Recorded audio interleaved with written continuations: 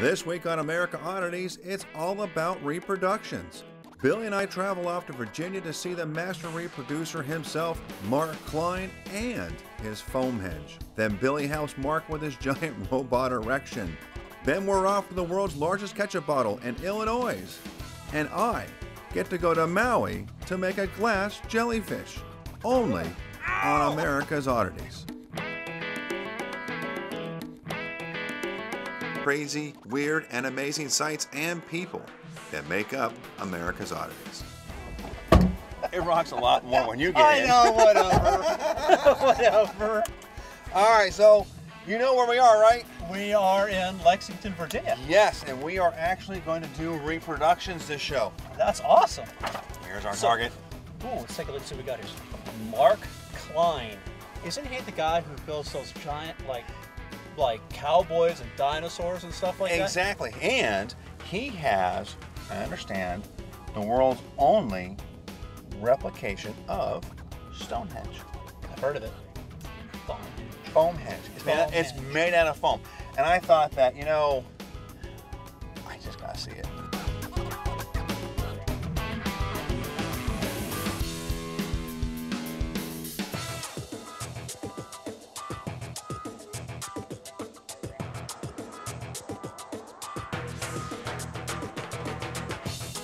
Well, there's Foamhenge, and we all we have to do is crest this hill, and we're there. Can you make it? I think so. Yeah, come here, come on, I'll pull you up. Come on. I think remember Salisbury Plain being a little more flat. You know, I haven't been up here in several months, so every now and again I have to come up and see what the condition of Foamhenge is. It's these are the ruins of Foamhenge. You know why they're the ruins? Because, you know, I'm thinking that, you know, foam, it's non-biodegradable, it'll last longer than the original one. But right. Unfortunately, this is not the case here. I think it'd have been fine if everybody didn't feel that they were so compelled to have a little piece of Foamhenge. It was only meant to last for just a year or two. And here, this was built as an April Fool's joke in 2004. Every year, I do some type of an elaborate April Fool's event somewhere in the state of Virginia. And this was the one for that year. I put elephants up on a mountain, you know, and put Hannibal up on it and called it Hannibal Crosses the Blue Ridge. I put horses up on top of a Masonic theater. Floated a submarine last year in the middle of downtown Stanton in a lake that was down there. But there's a big ant on a water tower that I did this year that I'm going to take you to. Oh, I can't wait to see it. Are you ready to climb up a water tower? Hey, that sounds like a horrible idea. You're going to love it. It's been a few years, and not everybody's as kind as they could have been with it. I think it's a wonderful thing. Well, now, if you come here during the solstice, and you stood about right here, now this is actually lined up so that it's kind of is like the original Stonehenge, where the sun will rise and it'll go through these stones right here. Okay. Now, the only difference is I'm just a little bit off. At the original Stonehenge, okay, the sun comes up through these stones. Right. At my Stonehenge, it comes up through these stones, but I know how to fix that. Okay, do tell. Yes, there's three ways. I can either move every block over, which would be just incredibly expensive.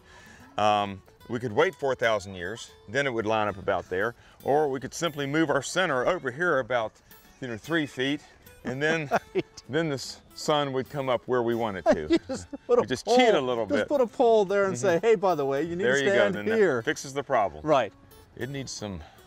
little TLC maybe? Yeah, it surely does. Most of these blocks weigh about 450 pounds. Okay. So we actually, what we did the day that we put this up, and we built this, we erected it all in one day. This was on March 31st, the day before April Fool's Day. And so all they saw was a big, curtain. And then when we presented Foamhenge, I ripped down the curtain, sort of a David Copperfieldish type of thing. And in fact, that very day, I phased through one of the blocks of foam like Copperfield would have done. I figured it was much easier trying to go through foam than stone, That way if I lost my nerve halfway through, I could dig my way out. I gotta say something for me. So, you made a comment just a few minutes ago that you're a little odd. I might have to say that little is maybe an understatement. I think it's brilliant. Odd. Odd. I don't think so. No, I'm sorry. You said you were off. Off. You're off a Yeah, little slightly bit. off. You're Yeah. slightly Oh, off. did I say that? Yes, You did. yes. And I went, And that's really? not hitting the cutting room floor, I'm telling Oh, you. I thought I said that the hinge was slightly off. Oh, right. I got you.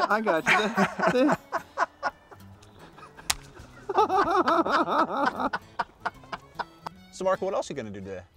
Well, you know, we've worked on that robot, so we're gonna try to put him up today.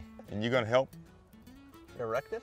erect the robot. Yes, I'm going to help. We're gonna have a robot erection today. So we got to meet the crew. They're already there. We poured the concrete and have the base already set, and so the crane is going to be there and lift him up by the shoulders. Okay. And so it's always a dramatic moment when he's, you know, actually lifted up. Yeah, that's the moment down. you sort of live for, you know, as a sculptor. It's And you get an opportunity for the world to gaze on your robot erection. yeah, I wouldn't have put it that way, but. So what's the story here, Mark? Well, the guy that owns this car wash, of course, he also owns a rock quarry. So he kind of combined the two and calls it Beyond Bedrock. Come here, let's go up here and play with this a little bit. The only thing is you have it's better if you take your shoes off. Is that right? Yeah, taking his shoes off. Wait a minute, maybe you better put yours Put my back shoes on. back on. All right. Hey, Barney, let's go pick up the girls. All right, Fred. Yeah, what I do. Now run. Ow! I feel like a cat. Well, this was my April Fool's joke for this year. And the water tower was there, and I had a 9-foot ant, and so I just sort of imagined them together in this small town. You have to sort of work for it to see it. This isn't something that just pops out at you. No. So, I mean, this is something that kind of blends in a little bit, but that's good, you know, because, you know, sometimes it's better, you know, you feel more rewarded if you have to kind of work to see it. The people here in this community now consider this to be their great aunt. Oh, That's good. After looking at some of Mark's local reproductions, it was off to the Enchanted Castle workshop to pack up and move the robot.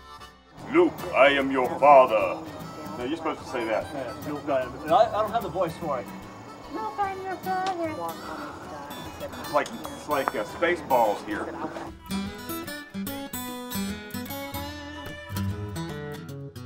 It was fun for me to watch Billy get dirty and really lend a hand. And get a good workout too. Let's see if this works in here now.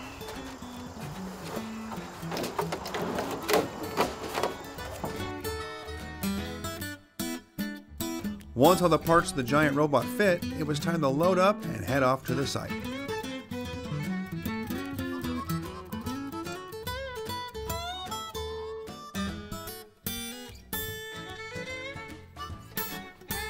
You doing all right today, Paul? I am. I'm doing good. well. Good. You excited about the robot? I'm very excited. Great. I'm gonna put the head on. We can put the head on. Screw that down. We wanted a unique feature for our business. We're in the recycling business, and he's going to be the start of an ongoing art project. And he's going to be a robot on top of a junk pile. And hopefully it'll be a good advertising piece and something that kids will want to come by and hopefully bring their cans when they come see the robot.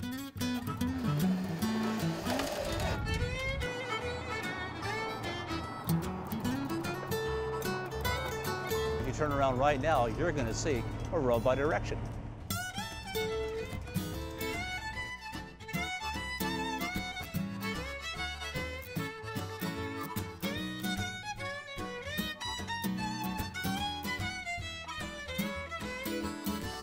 Great on the headlines. Mark Klein's crushed by a giant robot, man. I've In the become a middle of legend. In the middle of an erection. Oh, see there. Boom! Can anybody just come and say, hey, Mark, I want to have a 20-foot gorilla in my yard? You know, I get calls from lots of people. I'll build something small, I can build it big, anything in between. And I just love building stuff for people. And as long as it'll make someone happy somewhere along the line, I'm fine with it.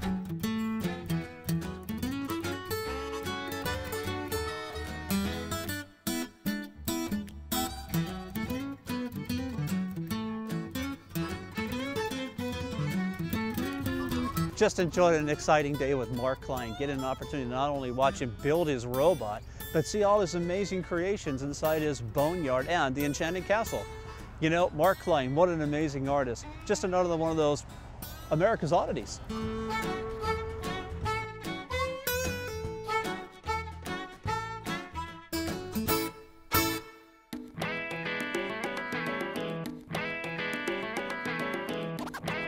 Because of budget cuts, you couldn't go with me to Maui. What? That's bogus. What do you mean?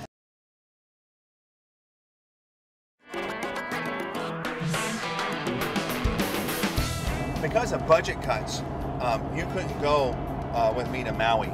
What? That's bogus. What do you mean? I can't go to Maui. I wanted to bring you a gift. Oh, you already went?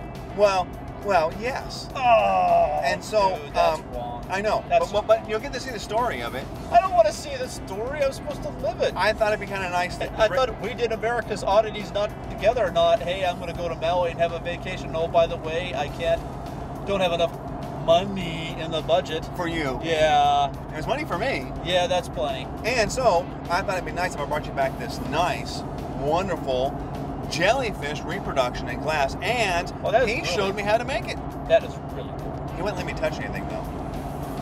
No, I don't imagine that you should touch hot molten glass. You could barely drive this truck.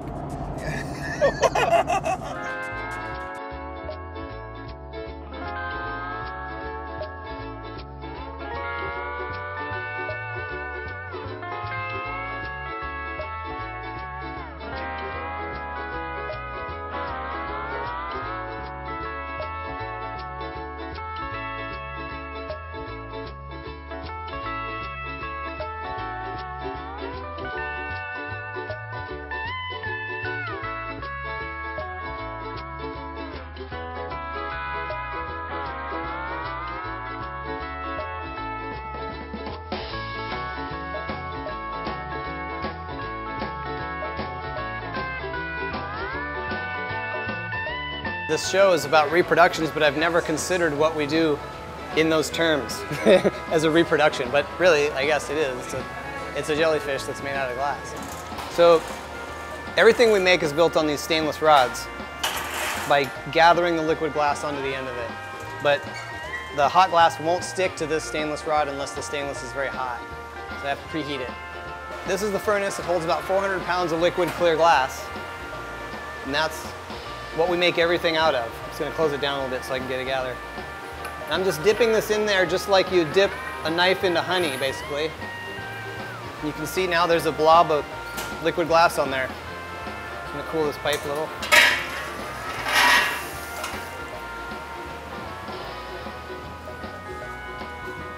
So this little blob I have on here now is going to become the tentacles of the jellyfish.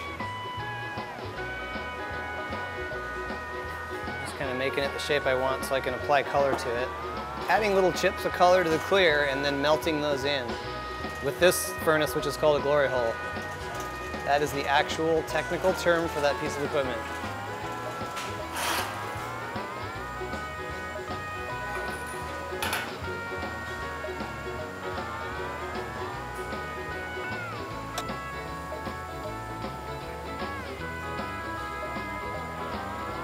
Basically just kind of closing that up and stretching it out a little bit.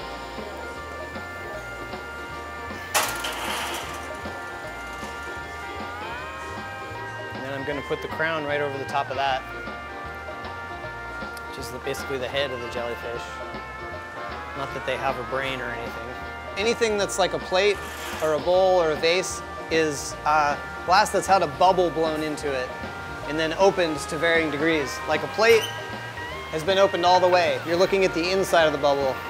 A vase has only been opened a little bit and you're looking at the outside of the bubble, if that makes sense.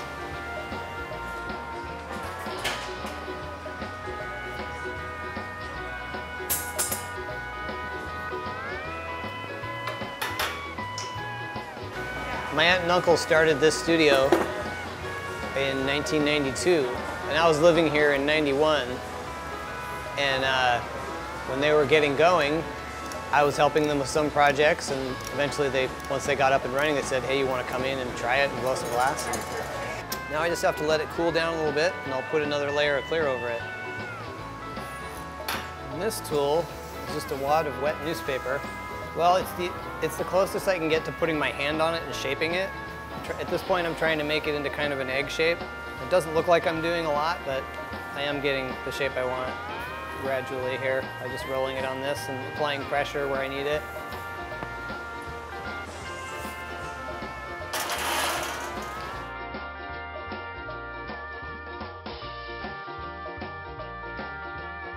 Everything looks orange when it's 2,000 degrees, and that's what's going on with this piece. I mean, the interior of that piece is actually blue glass, blue and green and white glass, but it looks orange just because it's so hot. And it won't look its true color until it comes down to room temperature, which won't be for another day, day and a half. So everything we make goes into one of these ovens, and then at the end of the day, we set the computer on the oven to bring it down slowly. And the thicker the pieces are in the oven, the longer it takes for them to cool down.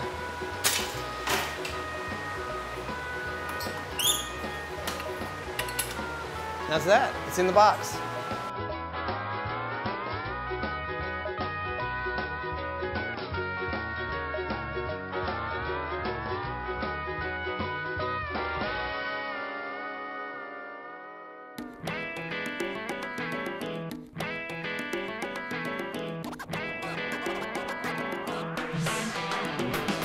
This is incredible. Isn't that nice? No, it's not. You know what it is? I want it back. You know what it is? It's a living testament, or at least a glass testament, of the fact you shafted me going to Maui. And it took me a And whole... is that where you were gone that week when we did? I didn't talk to you the whole week. It was 9 days, yes. You were gonna say the weekend. Did you go to a week in Vegas too? Did you go to Vegas and Maui? No.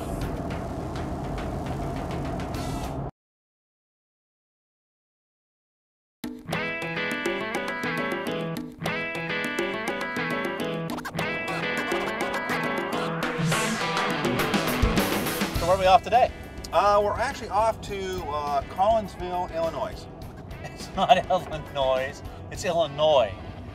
Illinois. If that was the case, you'd say like Des Moines. So we're off to Collinsville, Illinois to see the world's largest ketchup bottle. And is there any way I'm going to be able to stop you from saying Illinois? Well, there's an S. There it is, but it's silent. Much like I wish you were.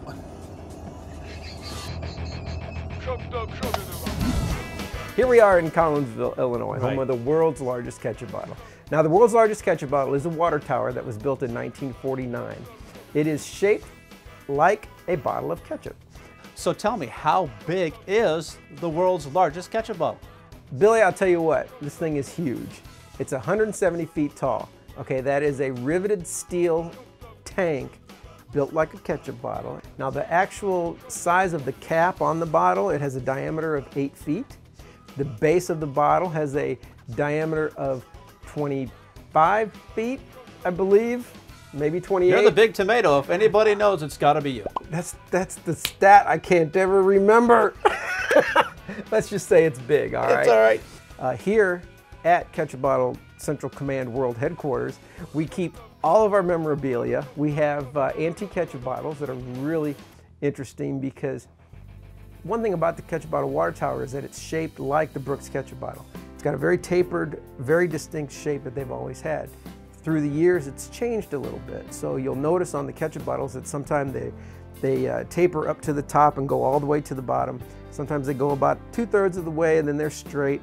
They've got the facets around the edge. They've got tangiest on the glass. To me, that's really interesting. You know what? To somebody else, the uninitiated, they're looking at it going, that's just weird. So now, are we sure we haven't gone past just a simple passion to maybe just on the cusp of maybe obsession? Yeah. I would say so. I would say so. It's all about having fun. The fact that we saved a historic icon for this community and for the state, that's important, but we just want to have fun with it. And we're going to keep doing it until we quit having fun. Well, I would say my hat's off, but in this case, I'll say my lid's off to you. All right, great, thanks. My pleasure. And we'll catch up with you later.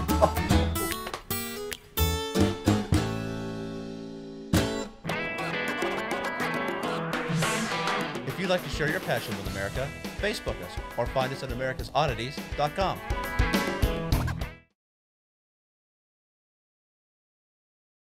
So tell me, Yes. what you did the week while I was in Vegas? I wasn't in Vegas. I'm not telling you anything. No, no, about really, the week. honestly, No. I care. You were going to say the weekend. Did you go to a week in Vegas too? Did you go to Vegas and Maui? No. Wow, only a brother would do you this dirty, I swear. So, Maui. so And while you want to know what I did? I'll tell you what I did while the whole 9 days were gone. I worked on my house and the basement flooded. Other than that, it was the best 9 days of my life. Oh, your basement flooded, huh? Yeah.